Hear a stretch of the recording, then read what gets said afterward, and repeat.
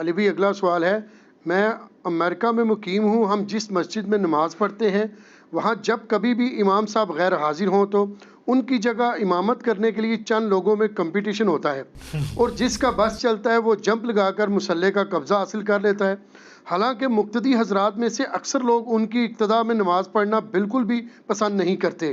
کیا ایسی صورتحال میں زبردستی کے بنے ہوئے امام صاحب جن کے لیے دل میں اچھے جذبات بھی نہ ہو، اس امام کے پیچھے ہم لوگوں کی نماز درست ہوگی؟ میرے بھائی یہ زبردستی کے اماموں کو تو چھوڑ دیں، آلریڈی جو آپ نے امام رکھے ہوئے ہیں ان کے بارے میں آپ کے کیا جذبات ہیں؟ یقین کریں ہمیں تو لوگ شکایت کر کے بتاتے رہتے ہیں جی مسجد میں 1 مہینے میں اتنے امام بدل چکے ہیں۔ تو اگر آپ اس چکر میں پڑ گئے نا کہ آپ کوئی ایسا امام ڈھونڈیں کہ جس سے سارے مقتدی راضی ہوں اور وہ صاحب کردار ہو، تو وہ آپ کو فرشتوں میں سے کوئی امام ڈھونڈ کے لانا پڑے گا۔ آج کل تو ناپید ہیں اس قسم کے امام۔ رہا نماز کا مسئلہ، تو نماز تو ہر امام کے پیچھے ہو جاتی ہے، البتہ اس امام کے لیے ضرور لمحہ فکری ہے۔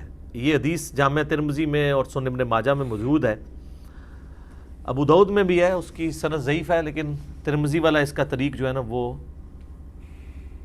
صحیح سند کے ساتھ ہے کہ نبی علیہ السلام نے فرمایا کہ جس امام کو اس کے مقتدی ناپسند کرتے ہوں تو اس کی نماز اللہ کے حضور قبول نہیں ہوتی۔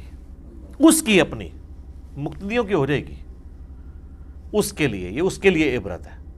اس طریقے سے جامع ترمذی میں حدیث ہے کہ ایسا شخص امامت کا اہل ہی نہیں ہے اور وہ خائن ہے کہ جب وہ دعا کرنے لگے تو اپنے لیے دعا کرے اور اپنے مقتدیوں کے لیے دعا نہ کرے، جس سے وہ اجتماعی دعا ثابت کرتے ہیں۔ حالانکہ اس میں اجتماعی دعا، نماز کے بعد دعا کا ذکر نہیں ہے، وہ ویسے ہی ذکر ہے کہ آپ اپنے متعلقین کے لیے دعا کریں، اور اس میں صرف امام مسجد نہیں، جتنے پیر ہیں، علماء ہیں، ٹیچرز ہیں، سب کو چاہیے اپنے اپنے متعلقین کے لیے دعا کیا کریں۔ تو اس طرح کی ساری حدیثوں سے یہ رزلٹ نکلتا ہے کہ اس امام کے لیے اپنا لمحہ فکری ہے جو جمپ لگا کے تو مصلی پہ قبضہ کر رہے ہیں۔ میں تو حیران ہوتا ہوں کہ لوگ کس طرح یہ خواہش کا اظہار کرتے ہیں خود سے کہ وہ جناب اس طریقے سے مصلی پہ چڑھ رہے ہیں۔ صحابہ کرام میں تو آپ کو پکڑ پکڑ کے چڑھانا پڑتا تھا، مصلی پہ چڑھتے نہیں تھے، کہ وہ کہتے تھے یہ ذمہ داری والی بات ہے۔ ویسے تو ایک حدیث صحیح بخاری میں ہے کہ اگر کوئی شخص کہیں پر مہمان جائے نا تو وہ وہاں پہ امامت نہیں کروائے گا اس امام کی اجازت کے بغیر، ہاں خود کوئی رسپیکٹ کے طور پہ آگے کر دے۔ لیکن صحابہ کرام اتنی احتیاط کرتے تھے کہ ابو داؤد ترمذی میں حدیث ہے کہ مالک بن حویرث ملنے کے لیے گئے چند تابعین کو، تو نماز کا وقت ہو گیا تو انہوں نے کہا حضرت آپ نماز پڑھائیں، آپ صحابی ہیں۔ تو انہوں نے کہا میں نماز نہیں پڑھاؤں گا، اور میں تمہیں بعد میں بتاتا ہوں اس کی وجہ کہ میں کیوں نہیں نماز پڑھا رہا۔ تو جب فارغ ہوئے تو نبی صلی اللہ علیہ وآلہ وسلم کی انہوں نے حدیث بیان کی کہ آپ صلی اللہ علیہ وآلہ وسلم نے منع فرمایا کہ تم کسی کے پاس جاؤ تو اس کے مصلی پہ چھلانگ مارنے سے، جس طرح یہ کہہ رہے ہیں، اس کا حق ہے کہ وہ نماز پڑھائے۔ تو یہ جو چھلانگیں مارنے والے ہیں نا جی، بیسیکلی ان کو کوئی زیادہ شوق ہوتا ہے ڈومیننٹ ہونے کا، ادروائز تو مصلی سے پرہیز ہی کرنا چاہیے۔ لیکن چونکہ اب ساری گیم مصلی کی ہے، آپ کو پتہ ہے، کیونکہ اس کے ساتھ اور کئی ایک چیزیں جڑی ہوئی ہیں، پی آرز جڑی ہوئی ہیں، الٹیمیٹلی چندے، کھڑپینچیاں، چندہ نہ بھی ہو کھڑپینچیاں، ٹھیک ہے۔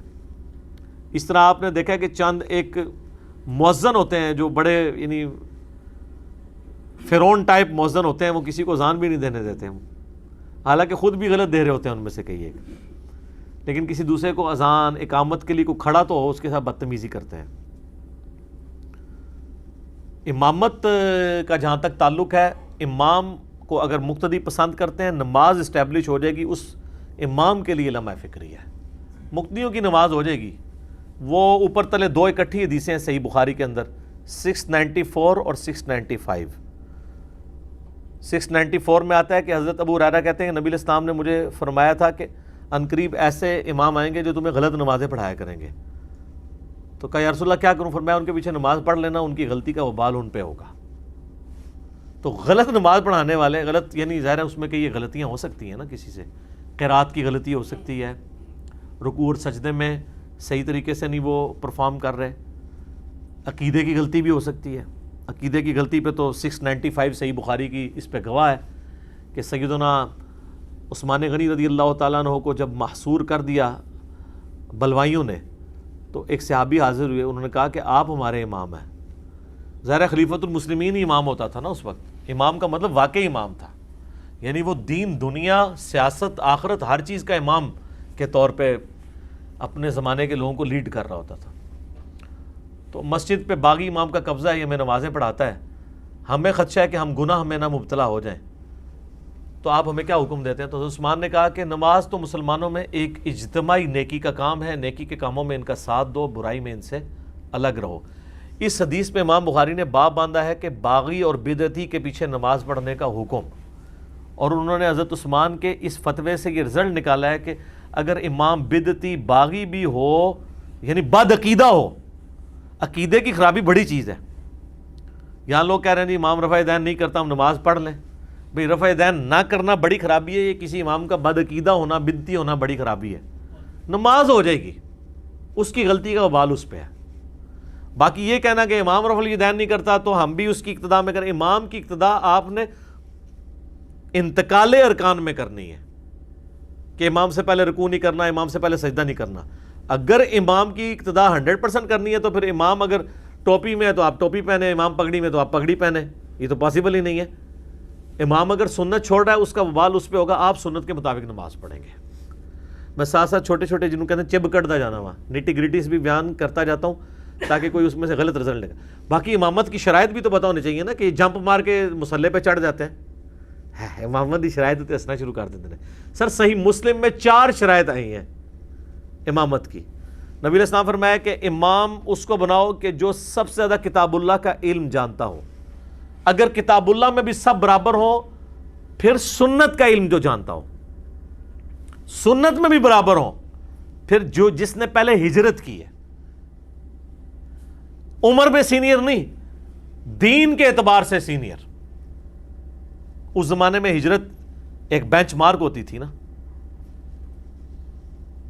اور اگر اس میں بھی برابر ہو تو پھر تم عمر میں جو بڑا ہو اس کو دیکھو. اچھا, عمر سے پہلے دین میں جو سینئر ہے, کتاب اللہ اور سنت کا علم, کتاب اللہ سنت کے علم میں ظاہر ہے کہ علم دین شامل ہے, پھر اس کا اپنا دین کے اعتبار سے عمل بھی ظاہر ہے اس میں داخل ہوگا. پھر عربی کی پروننسیشن, یہ نہ ہو کہ وہ ہے بے تے پڑھتا ہو, زبر کو زیر, زیر کو پیش پڑھتا ہو, یہ بھی نہیں ہونا چاہیے. نبی علیہ السلام کے مبارک زمانے میں تو معاذ ابن جبل کہتے ہیں کہ میں, بخاری مسلم میں آتا ہے کہ میں نبی علیہ السلام کے پیچھے عشاء کی نماز پڑھتا تھا, پھر اپنی قوم کی امامت کرتا تھا عشاء میں جا کے, اور 6 سال عمر تھی. چھوٹی عمر میں امامت کیا کرتے تھے وہ, اس لیے کہ قرآن زیادہ جانتے تھے وہ. اصل چیز تو یہ ہے, یعنی سینیارٹی کا لیول یہ تھا, عمر کا بڑا ہونا نہیں تھا. یہاں پہ تو دیکھتے ہیں کہ جس کی لمبی داڑھی ہے, زیادہ ایجڈ ہے, چاہے وہ قرآن بھی غلط پڑھتا ہے, اس کو آگے میں مطلب مصلے پہ کھڑا کر دیتے ہیں. تو جو واقعی اہل ہو اس کو کھڑا کریں. تو یہ 4 شرائط ہیں, کتاب اللہ کا علم, سنت کا علم, اور اس کے بعد دین میں جو سینئر, اس زمانے میں ہجرت کے اعتبار سے, آج کل یعنی دین کے اعتبار سے, اور اگر اس میں برابر ہے پھر عمر میں. 2 اور شرائط بھی ہیں, وہ صحیح مسلم میں نہیں ہے, وہ مولانا شریف میں ہے. تو ہم نے چونکہ مولانا شریف اور مسلم شریف کو الگ الگ رکھا ہوا ہے, وہ آپ فقہ حنفی کے علماء سے پوچھیں کہ وہ جو 2 شرائط ہیں بڑی گندی گندی, جو علی بھائی ہر دفعہ نہیں بیان کرتے ہیں, تو ایک بار مہربانی کر کے میڈیا کے سامنے آ کے اپنے بزرگوں کی کارستانی دس دو کہ آپ کے بزرگوں نے وہ 2 شرائط اور کون سی لکھی ہیں. اور صرف آپ نے وہ شرائط بتانی نہیں ہے, پھر آپ کے سارے علماء اور مفتیوں نے آ کے جسٹیفائی کرنا ہے کہ وہ اپنی اپنی مسجدوں میں امامت کیوں کر رہے ہیں. وہ پھر یہ ثابت کریں گے کہ وہ ان 2 شرائط کو بھی پورا کرتے ہیں, اس لیے وہ امامت کے اہل ہیں, کیونکہ باقیوں میں وہ 2 خوبیاں نہیں پائی جاتی ہیں. تو یہ صرف یہ نہیں بتانا کہ شرائط کون سی ہیں, وہ اپنے آپ کو بھی جسٹیفائی کرنا ہے, ورنہ اپنے اپنے مسئلے چھوڑ دیں, یا وہ شرائط پوری کریں آپ, یا بزرگوں کو کہہ کہ وہ بزرگ اس قسم کی باتیں لکھ گئے تھے. اب یہ اس چکر میں نہیں پڑھنا مفتا بھی ہی ہے تو مفتا بھی ہی نہیں ہے, ٹھیک ہے, تو نال کام پہ گیا, ٹھیک ہے نا جی. اور یار میں پھر وہی جملہ بولوں گا کہ اکثر ماں باپ اپنی اولاد کی وجہ سے منہ چھپاتے پھرتے ہیں, ان کے برے کرتوتوں کی وجہ سے. فرقوں کے ماننے والے لوگ یہ وہ بد نصیب اولادیں ہیں روحانی جو اپنے بزرگوں کے کرتوتوں کی وجہ سے منہ چھپاتی پھرتی ہیں. ویسے دنیا میں تو آپ نے دیکھا ہے کہ عموماً ماں باپ کہتے ہیں نہیں میرا اولاد خراب نکلی, میں کسی کو منہ دسنے دے قابل نہیں. لیکن فرقوں کے جو ماننے والے ہیں نا, یہ اولادیں ایسی ہیں کہ جو اپنے بزرگ بابوں کی وجہ سے کسی کو منہ دکھانے کے قابل نہیں ہے نا ایسے یہ فرق. ٹھیک ہو گیا.